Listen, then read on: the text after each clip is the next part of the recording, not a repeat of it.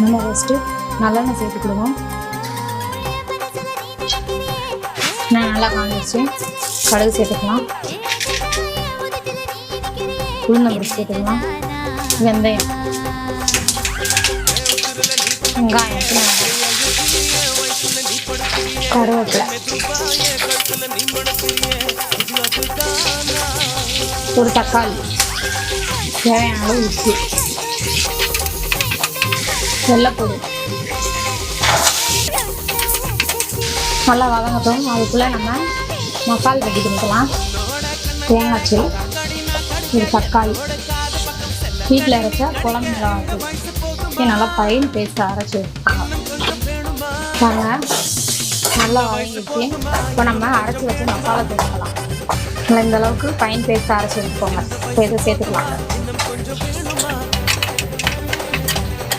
தண்ணி சேர்த்துக்கலாம் தேவையான அளவு.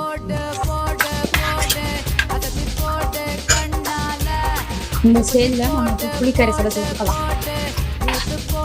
பாருங்க, நல்லா எண்ணெய் திரும்பி வந்துச்சு. இப்போ நம்ம ஸ்டவ்வை ஆஃப் பண்ணிக்கலாம்.